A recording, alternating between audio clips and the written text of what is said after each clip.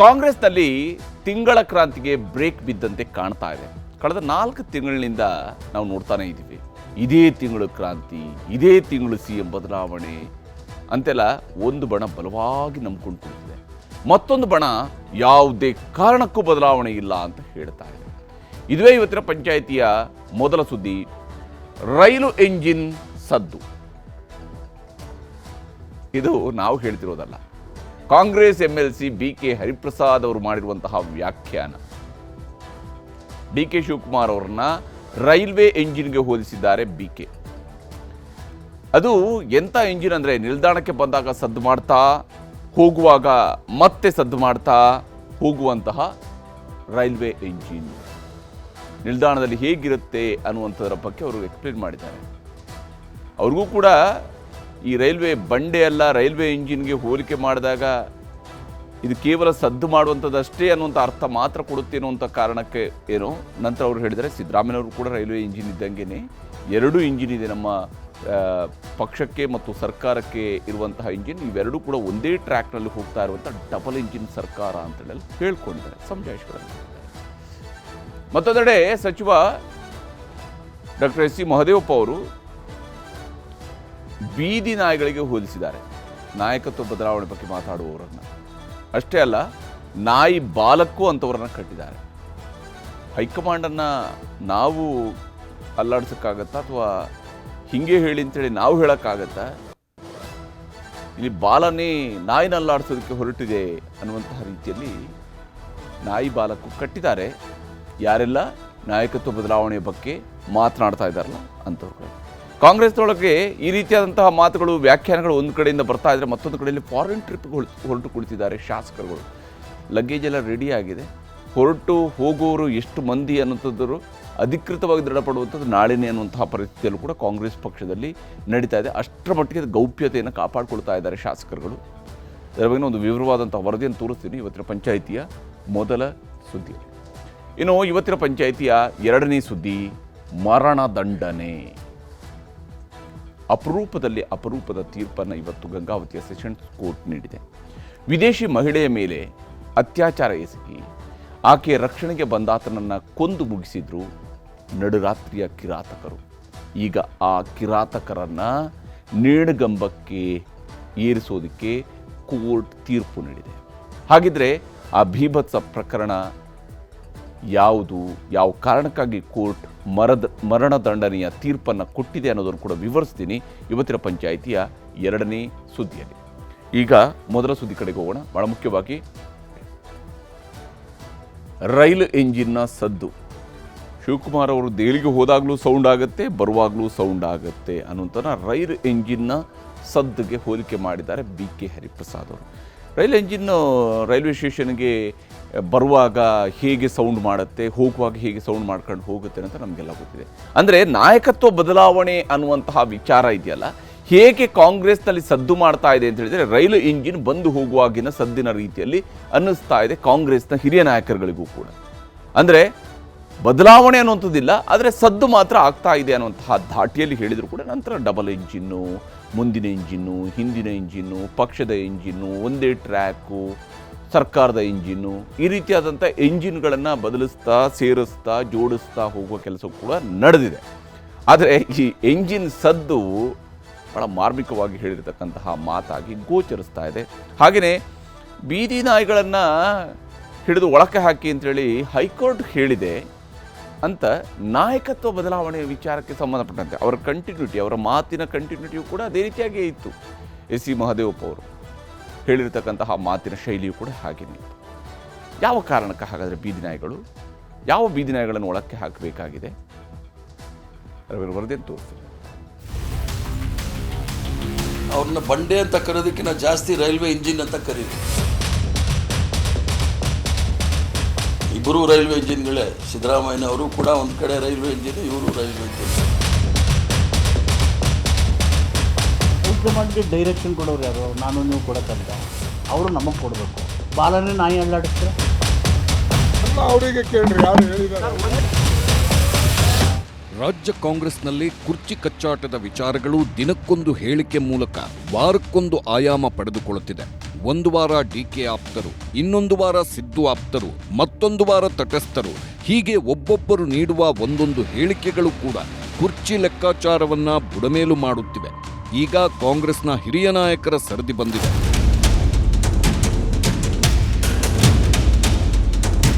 ಕಳೆದ ವಾರವಷ್ಟೇ ದೆಹಲಿಗೆ ಹೋಗಿ 3 ದಿನ ಅಲ್ಲೇ ಬೀಡು ಬಿಟ್ಟು ಹೈಕಮಾಂಡ್ ನಾಯಕರನ್ನು ಭೇಟಿಯಾಗಿ ಬಂದಿದ್ದರು ಉಪಮುಖ್ಯಮಂತ್ರಿ ಡಿಕೆ ಶಿವಕುಮಾರ್. ಹಾಗೆ ಡಿಕೆಶಿ ದೆಹಲಿಗೆ ಹೋಗಿ ಬಂದಾಗ ಎಂದಿನಂತೆ ಮತ್ತೊಮ್ಮೆ ನಾಯಕತ್ವ ಬದಲಾವಣೆಯ ಚರ್ಚೆ ಜೋರಾಗಿತ್ತು. ಬದಲಾವಣೆಯ ಗಾಳಿ ಬೀಸಿಯೇ ಬಿಡ್ತು ಎಂಬಂತೆ ಶಿವಕುಮಾರ್ ಅವರು ಕೂಡ ನಾನೇನೂ ದೆಹಲಿಗೆ ಗಾಳಿ ಕುಡಿದು ಹೋಗಲು ಬಂದಿಲ್ಲ, ರಾಜಕೀಯ ಮಾಡುವುದಕ್ಕೆ ಬಂದಿದ್ದೇನೆ ಎಂದಿದ್ರು. ನಂತರ ಶ್ರಮ, ಫಲ, ಪ್ರಯತ್ನ, ಪ್ರಾರ್ಥನೆಗಳ ಮಾತಾಡಿದ್ದ ಶಿವಕುಮಾರ್ ಶಿವರಾತ್ರಿ ಕಳೆಯುತ್ತಿದ್ದಂತೆ ಮತ್ತೆ ಸೈಲೆಂಟ್ ಆಗಿದ್ದಾರೆ. ಮತ್ತೊಂದೆಡೆ ತಮ್ಮ ಕುರ್ಚಿಯ ಸುತ್ತಲೇ ಅಲ್ಲೋಲ ಕಲ್ಲೋಲ ಸೃಷ್ಟಿಯಾಗಿದ್ದರೂ ಸಿಎಂ ಸಿದ್ದರಾಮಯ್ಯ ಮಾತ್ರ ಜನಪ್ರಿಯ ಬಜೆಟ್ಗಾಗಿ ತಯಾರಿ ಮಾಡಿಕೊಳ್ಳುತ್ತಿದ್ದಾರೆ. ಇದೇ ಕಾರಣಕ್ಕೋ ಏನೋ ಡಿಕೆಶಿ ಅವರ ದೆಹಲಿ ಪ್ರವಾಸವನ್ನ ರೈಲ್ವೆ ಇಂಜಿನ್ಗೆ ಹೋಲಿಸಿದ್ದಾರೆ ಎಂಎಲ್ಸಿ ಬಿಕೆ ಹರಿಪ್ರಸಾದ್. ರೈಲು ಇಂಜಿನ್ ಸ್ಟೇಷನ್ಗೆ ಬರೋ ಹೊತ್ತಿಗೆ ಹೇಗೆ ಸೌಂಡ್ ಆಗುತ್ತೋ ಅದೇ ಧಾಟಿಯಲ್ಲೇ ಡಿಕೆ ಶಿವಕುಮಾರ್ ದೆಹಲಿಗೆ ಹೋಗುವಾಗ ಮತ್ತು ಬರುವಾಗ ಸೌಂಡ್ ಆಗುತ್ತೆ ಅಂದ್ರು ಹರಿಪ್ರಸಾದ್. ಶಿವಕುಮಾರ್ ಅವರು ಕಾಂಗ್ರೆಸ್ ಪಕ್ಷದ ಅಧ್ಯಕ್ಷರು. ಅವ್ರನ್ನ ಬಂಡೆ ಅಂತ ಕರೆಯೋದಕ್ಕಿಂತ ಜಾಸ್ತಿ ರೈಲ್ವೆ ಇಂಜಿನ್ ಅಂತ ಕರೀರಿ. ಯಾಕಂದರೆ ಅವರು ಅಧ್ಯಕ್ಷರಾಗಿರುವಾಗ ಪಕ್ಷವನ್ನು ಮುಂದೆ ಎಳ್ಕೊಂಡು ಹೋಗ್ತಾ ಇರ್ತಾರೆ. ಈ ರೈಲ್ವೆ ಇಂಜಿನ್ನು ರೈಲ್ವೆ ಸ್ಟೇಷನ್ ಬರುವಾಗ ಸ್ಟೇಷನ್ ಹತ್ರ ಬರ್ತಾ ಬರ್ತಾ ದೊಡ್ಡ ಕೂಗಾಟ ಆಗುತ್ತೆ. ಟೀ ಮಾರೋನು, ಕಾಫಿ ಮಾರೋನು, ಪೇಪರ್ ಮಾರೋನು ಎಲ್ಲರೂ ಕೂಗ್ತಾ ಇರ್ತಾರೆ. ಆ ರೈಲ್ ಬಂದು ನಿಂತು ರೈಲ್ ಕೂಡ ಜೋರಾಗಿ ಕೂಗ್ತಾ ಇರುತ್ತೆ. ರೈಲ್ ಬಂದು ನಿಂತು ಆ ರೈಲ್ ಮುಂದೆ ಹೋದರೆ ಎಲ್ಲ ತಣ್ಣಗಾಗುತ್ತೆ. ಹಾಗೆ ಶಿವಕುಮಾರ್ ಅವರು ಬಂದಾಗ ದೊಡ್ಡ ಆರ್ಭಟ ಆಗುತ್ತೆ, ಅವ್ರು ಸುಮ್ಮನೆ ಹೋದಾಗ ದೊಡ್ಡ ಆರ್ಭಟ ಆಗುತ್ತೆ. ಅದರಿಂದ ಅದನ್ನು ಏನಾದರೂ ತೀರ್ಮಾನ ಮಾಡಬೇಕಂದ್ರೆ ನಾನು ಈಗಾಗಲೇ ಹೇಳಿದ್ದೀನಿ, ಮಲ್ಲಿಕಾರ್ಜುನ್ ಖರ್ಗೆ ಸಾಹೇಬರು, ಸೋನಿಯಾ ಗಾಂಧಿಯವರು ಮತ್ತು ರಾಹುಲ್ ಗಾಂಧಿಯವರು ತೀರ್ಮಾನ ಮಾಡಬೇಕು.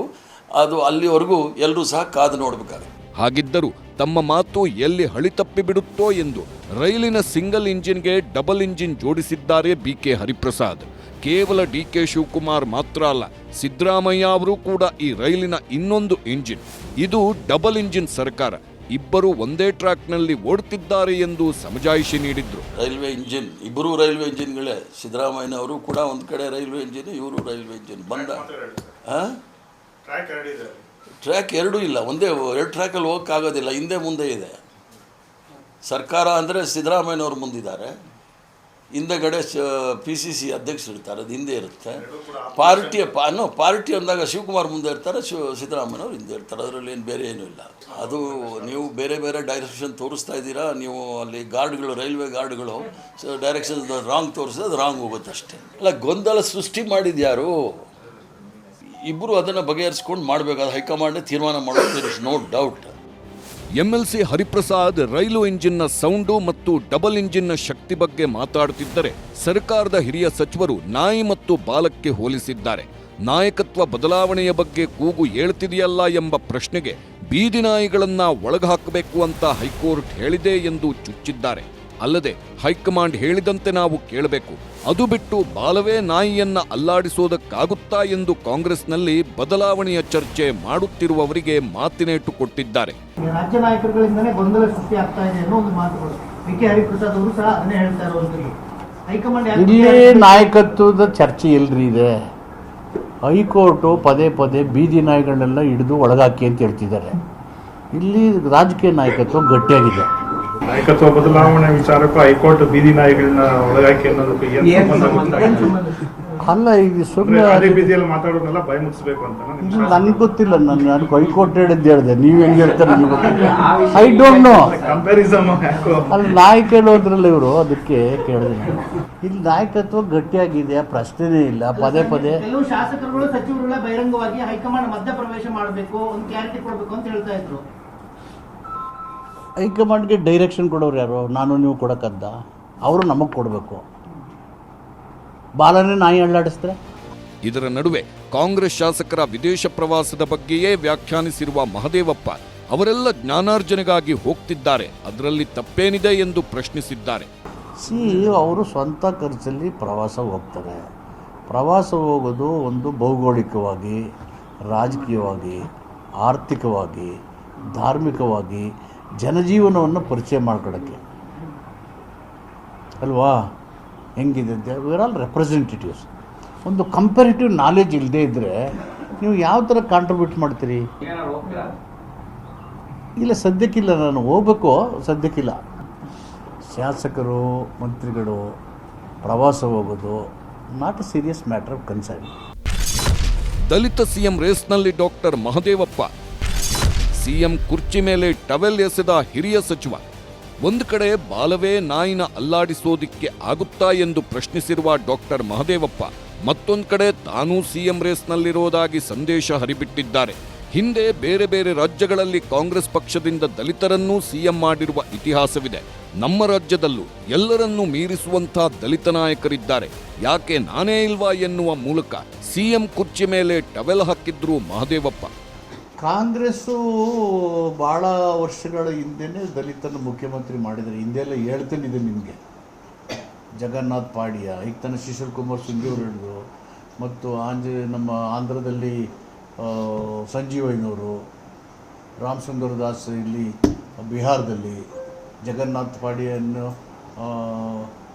ಒರಿಸ್ಸಾದಲ್ಲಿ ಅವರೆಲ್ಲ ಮುಖ್ಯಮಂತ್ರಿಗಳಾಗಿದ್ದಾರೆ. ಆದ ತಕ್ಷಣ ಆಗಿಲ್ಲ ಅಂತಲ್ಲ. ಕರ್ನಾಟಕದ ಸಮರ್ಥ ಲೀಡರ್ ಇಲ್ಲ ಅಂತಾನೆ ಸರ್? ಕರ್ನಾಟಕದ ಸಮರ್ಥ ದಲಿತ ನಾಯಕರು ಇಲ್ಲ ಅಂತಾನ? ಎಲ್ಲರನ್ನೂ ಮೀರಿಸುವಂಥ ಲೀಡರ್ಗಳಿದ್ದೀವಿ, ನಾ ಇಲ್ವಾ? ಇದ್ದಾರೆ ಎಲ್ಲ. ಪಕ್ಷ ಮತ್ತು ಸನ್ನಿವೇಶ ಅವಕಾಶಗಳು ಬಂದಾಗ ಖಂಡಿತ ಬರುತ್ತೆ. ಬರೋ ತನಕ ವೆಯ್ಟ್ ಮಾಡಬೇಕು. ನಾನು ಎಂದೂ ಪೂಜೆ ಮಾಡಿಲ್ಲ. ಸಿದ್ದರಾಮಯ್ಯ ಅಂತಂದ್ರೆ ಯಾರಿಗೂ ಪೂಜೆ ಮಾಡಿಲ್ಲ. ಓನ್ಲಿ ಅಂಬೇಡ್ಕರ್, ಬುದ್ಧ, ಬಸವ, ಅಂಬೇಡ್ಕರ್ ಬಿಟ್ಟು ನಾನು ಯಾರಿಗೂ ಪೂಜೆನೇ ಮಾಡಿಲ್ಲ. ನಮ್ಮ ಅವ್ವ ಪೂಜೆ ಮಾಡ್ತೀವಿ. ನಾನು ಯಾವುದರಲ್ಲೂ ನೊಂದಿಲ್ಲ, ಸಂತೃಪ್ತಿಯಾಗಿದ್ದೀನಿ. ನೊಂದೇ ಇಲ್ಲ. ನಾನು ನೊಂದವ್ರ ಪರವಾಗಂತೂ ನೋಯ್ತಾ ಇರ್ತೀನಿ. ಆದರೆ ರಾಜ್ಯ ಕಾಂಗ್ರೆಸ್ ನಾಯಕರ ಇಂತಹ ಹೇಳಿಕೆಗಳ ಬಗ್ಗೆ ಯಾವುದೇ ಪ್ರತಿಕ್ರಿಯೆ ಕೊಡಲಿಲ್ಲ ಎಐಸಿಸಿ ಅಧ್ಯಕ್ಷ ಮಲ್ಲಿಕಾರ್ಜುನ್ ಖರ್ಗೆ. ಯಾರ್ಯಾರು ಏನೇನು ಹೇಳಿದ್ದಾರೋ ಅದೆಲ್ಲವನ್ನೂ ಅವರನ್ನೇ ಕೇಳಿ ಎಂದು ಕಾರು ಹತ್ತಿ ಹೋದ್ರು. ಸರ್, ಮಹದೇವಪ್ಪ ಅವರು ಹೇಳಿದ್ದಾರೆ ಸರ್, ನಾಯಿ ಬಾಲ ಅಲ್ಲಾಡಿಸಬಾರ್ದು, ಬಾಲವನ್ನು ನಾಯಿನ ಆಡಿಸಬಾರ್ದು ಸರ್. ಹಾಗೆ ಅಧಿಕಾರ ಹಂಚಿಕೆ ವಿಚಾರದಲ್ಲಿ ಹೈಕಮಾಂಡ್ಗೆ ಇದು ಮಾಡಬಾರ್ದು, ಪ್ರಶ್ನೆ ಮಾಡಬಾರ್ದು ಅಂತ ಸರ್. ಎಲ್ಲ ಅವರಿಗೆ ಕೇಳ್ರಿ ಯಾರು ಹೇಳಿದ್ದಾರೆ, ಎಲ್ಲ ಅವರಿಗೆ ಕೇಳ್ರಿ ಯಾರು ಹೇಳಿದ್ದಾರೆ.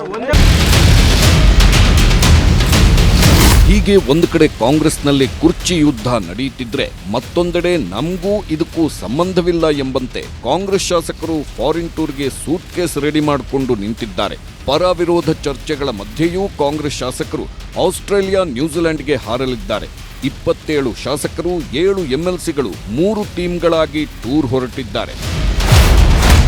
ಕಲಬುರಗಿ ದಕ್ಷಿಣ ಶಾಸಕ ಅಲ್ಲಮ್ಮ ಪ್ರಭು ಪಾಟೀಲ್, ಚಾಮರಾಜನಗರ ಶಾಸಕ ಸಿ ಪುಟ್ಟರಂಗ ಶೆಟ್ಟಿ, ಕಡೂರು ಶಾಸಕ ಕೆಎಸ್ ಆನಂದ್, ಕೆಆರ್ ನಗರ ಶಾಸಕ ರವಿಶಂಕರ್, ಬೀಳಗಿ ಶಾಸಕ ಜಿಟಿ ಪಾಟೀಲ್, ಹೆಗ್ಗಡದೇವನಕೋಟೆ ಶಾಸಕ ಅನಿಲ್ ಚಿಕ್ಕಮಾದು, ಹೊಸದುರ್ಗ ಶಾಸಕ ಬಿಜಿ ಗೋವಿಂದಪ್ಪ, ಕೊಪ್ಪಳ ಶಾಸಕ ರಾಘವೇಂದ್ರ ಹಿಟ್ನಾಳ್, ಕೊಳ್ಳೇಗಾಲ ಶಾಸಕ ಎಆರ್ ಕೃಷ್ಣಮೂರ್ತಿ, ನವಲಗುಂದ ಶಾಸಕ ಎನ್ಎಚ್ ಕೋನರೆಡ್ಡಿ, ಬಳ್ಳಾರಿ ಗ್ರಾಮೀಣ ಶಾಸಕ ಬಿ ನಾಗೇಂದ್ರ, ಕೋಲಾರ ಶಾಸಕ ಕೊತ್ತೂರು ಮಂಜುನಾಥ್, ಮಾಲೂರು ಶಾಸಕ ಎನ್ವೈ ನಂಜೇಗೌಡ ವಿದೇಶಕ್ಕೆ ಹಾರಲಿದ್ದಾರೆ.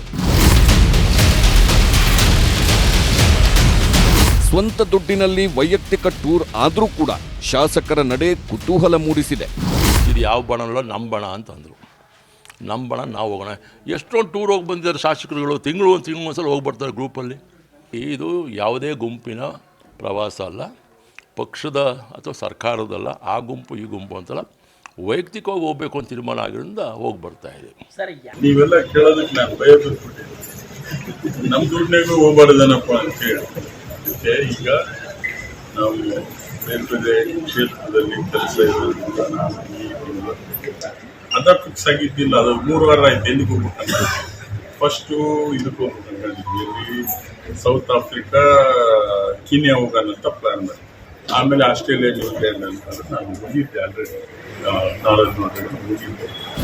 ಹೀಗೆ ದುಡ್ಡು ಅವರದ್ದೇ, ಹೋಗೋರು ಅವರೇ. ಆದರೆ ಚರ್ಚೆ ಮಾತ್ರ ಇದರ ಸುತ್ತ ಜೋರಾಗಿದೆ. ಯಾಕಂದ್ರೆ ಫ್ಯಾಮಿಲಿ ಬದಲು ಶಾಸಕರೇ ತಂಡ ಕಟ್ಟಿಕೊಂಡು ವಿದೇಶ ಸುತ್ತಲು ಹೋಗಿರೋದ್ರ ಹಿಂದೆ ರಾಜಕೀಯದ ವಾಸನೆ ಜೋರಾಗಿಯೇ ಇದೆ. ಹಾಗಿದ್ದರೂ ಕಾಂಗ್ರೆಸ್ನಲ್ಲಿ ಒಗ್ಗಟ್ಟಿನ ಮಂತ್ರದ ಪಠಣ ಶುರುವಾಗಿದೆ. ಕೆಲವೊಂದಿಷ್ಟು ಶಾಸಕರು ವಿದೇಶಿ ಪ್ರವಾಸಕ್ಕೆ ಹೋದರೆ ತಪ್ಪೇನು? ತಮ್ಮ ಸ್ವಂತ ದುಡ್ಡಿನಿಂದ ತಮ್ಮ ಸ್ವಂತ ಇದರಿಂದ ವಿದೇಶಕ್ಕೆ ಹೋದ್ರೆ ತಪ್ಪೇನಿದೆ, ವಿದೇಶಕ್ಕೆ ಹೋಗಿ ಬರಲಿ. ಬಜೆಟ್ ಸೆಷನ್ 6ನೇ ತಾರೀಕು ಅನ್ನೋದ್ರಾಗ ವಾಪಸ್ ಬರ್ತಾರ. ಹೌದು, ರಾಜಕೀಯ ಶಕ್ತಿ ಬರಬೇಕು ಅಂತಂತಂದ್ರೆ ನಾವೆಲ್ಲ ಒಗ್ಗಟ್ಟಾಗಿರ್ಬೇಕು. ಒಗ್ಗಟ್ಟಲ್ಲೇ ಬಲ ಇರುವಂಥದ್ದು. ಹಿಂದುಳಿದ ವರ್ಗದವರೆಲ್ಲರೂ ಕೂಡ ಒಗ್ಗಟ್ಟಾಗಿದ್ರೆ ಮಾತ್ರ ನಾವು ರಾಜಕೀಯ ಶಕ್ತಿ ಪಡ್ಕೊಳಕ್ಕಾಗುತ್ತೆ. ನಮ್ಮ ಸಮುದಾಯ ಯಾವಾಗಲೂ ಕೂಡ ಒಗ್ಗಟ್ಟಾಗಿದ್ದು ಯಾವಾಗಲೂ ಕೂಡ ಸಿದ್ದರಾಮಯ್ಯ ಅವರಿಗೆ ಬೆಂಬಲ ಆಶೀರ್ವಾದ ಮಾಡಿದಿರಿ. ಕಾಂಗ್ರೆಸ್ ಶಾಸಕರ ಪ್ರವಾಸ ಇದೀಗ ಬಿಜೆಪಿ ಟೀಕೆಗಳಿಗೂ ಅಸ್ತ್ರವಾಗಿದೆ. ಸರ್ಕಾರವನ್ನು ತರಾಟೆಗೆ ತೆಗೆದುಕೊಂಡ್ರು. ಜನರನ್ನ ಬೇರೆ ದಾರಿಗೆ ಕೊಂಡೊಯ್ದು ಜನರ ಸಂಕಷ್ಟಕ್ಕೆ ತಾವು ಸ್ಪಂದಿಸ್ತೀರಾ. 3 ವರ್ಷ ಕಳೀತಾ ಬಂದಿದೆ, ಇನ್ನೂ ಕೂಡ ಜನ ಏನು ಅನ್ನೋದೇ ಗೊತ್ತಿಲ್ಲದೆ ನಡ್ಕೊಳ್ತಾ ಇರೋ ನಿಮ್ಮ ನೀಚತನ ಇದೆಯಲ್ಲ, ಇದು ಇನ್ನು ಮುಂದಾರು ಬಿಡಬೇಕಾಯ್ತು. ಈಗಾಗಲೇ ವಿದೇಶ ಪ್ರವಾಸದ ಭಾಗ್ಯವನ್ನ ದಯಪಾಲಿಸಿರುವಂತ ಮಾನ್ಯ ಮುಖ್ಯಮಂತ್ರಿಗಳು ಆರೋಗ್ಯ ಸಚಿವರನ್ನು ಕೂಡ ಆಸ್ಟ್ರೇಲಿಯಾ ನ್ಯೂಜಿಲೆಂಡ್ಗೆ ಕಳಿಸಿದ್ರೆ ಬಡವರ ಪರಿಸ್ಥಿತಿ ಏನಾಗ್ತದೆ? ಹಾಗಾಗಿ ನಿಮ್ಮ ಸಚಿವರು ನಿಮ್ಮ ಶಾಸಕರು ಹೊರಗೆ ಕಳಿಸುವ ಮುಂಚಿತವಾಗಿ ಇದು ಔಷಧಿ ಇವತ್ತು ಸರಬರಾಜಾಗದೇನೆ ಯಾವ ದುಸ್ಥಿತಿಗೆ ರಾಜ್ಯವನ್ನು ತಂದಿಟ್ಟಿದ್ದೀರಿ, ಅದನ್ನ ಸರಿಪಡಿಸತಕ್ಕಂತ ನಿಟ್ಟಿನಲ್ಲಿ ಇವತ್ತು ರಾಜ್ಯ ಸರ್ಕಾರ ಕ್ರಮವನ್ನು ಕೈಗೊಳ್ಳಬೇಕು. ಹೀಗೆ ರಾಜಕೀಯ ಜಂಜಾಟ, ಟೀಕೆ, ವಾಗ್ಯುದ್ಧಗಳ ನಡುವೆಯೂ ಜನಪ್ರಿಯ ಬಜೆಟ್ ತಯಾರು ಮಾಡುವ ಕೆಲಸದಲ್ಲಿ ಸಿದ್ದರಾಮಯ್ಯ ತೊಡಗಿಸಿಕೊಂಡಿದ್ದಾರೆ. ವಿಧಾನಸೌಧದಲ್ಲಿ ಸಂಘ ಸಂಸ್ಥೆಗಳ ಆಹ್ವಾನಿತ ಪ್ರತಿನಿಧಿಗಳ ಸಭೆ ಮಾಡಿ ಬೇಡಿಕೆಗಳ ಲಿಸ್ಟ್ ಮಾಡಿಕೊಂಡಿದ್ದಾರೆ. ಮಾರ್ಚ್ 6ರಂದು ಬಜೆಟ್ ಅಧಿವೇಶನ ಆರಂಭವಾಗಲಿದ್ದು ಅಂದು ಬೆಳಿಗ್ಗೆ 10:15ಕ್ಕೆ ಬಜೆಟ್ ಮಂಡಿಸಲಿದ್ದಾರೆ ಸಿಎಂ ಸಿದ್ದರಾಮಯ್ಯ. ಅಲ್ಲಿಗೆ ಕುರ್ಚಿ ಕದನಕ್ಕೆ ಮಾರ್ಚ್ ಅಂತ್ಯದವರೆಗೆ ತಾತ್ಕಾಲಿಕ ಬಿಡುವು ಕೊಟ್ಟಿರುವುದು ಖಾತ್ರಿಯಾಗಿದೆ. Bureau report, news 18. ಹೀಗೆ ರಾಜ್ಯ ಸರ್ಕಾರದಲ್ಲಿ ಈಗ ರೈಲು ಇಂಜಿನ್ ಸದ್ದು ಮಾಡ್ತಾ ಇದೆ. ಈ ರೈಲು ಇಂಜಿನ್ನ ಸದ್ದುಗೆ ಮಾತ್ರ ಇದು ಸೀಮಿತ ಆಗ್ತಾ ಇದೆ ಅನ್ನುವಂಥದ್ದನ್ನು ಪರೋಕ್ಷವಾಗಿ ತೋರಿಸ್ತಾ ಇದ್ದಾರೆ. ನಾಯಕತ್ವ ಬದಲಾವಣೆ ಅನ್ನುವಂಥದ್ದು ಕೇವಲ ರೈಲು ಇಂಜಿನ್ನ ಸದ್ದಿನ ರೀತಿಯಲ್ಲಿ ಗೋಚರಿಸ್ತಾ ಇದೆ ಅಂತ ಹೇಳಿ ನೋಡೋಣ. ಅದು ಕೇವಲ ಸದ್ದು ಮಾತ್ರನಾ ಅಥವಾ ರೈಲು ಏನೇನೆಲ್ಲ ಹೇಳ್ಕೊಂಡು ಹೋಗುತ್ತೆ ಅನ್ನೋದು ಕೂಡ ನೋಡಬೇಕಾಗಿದೆ.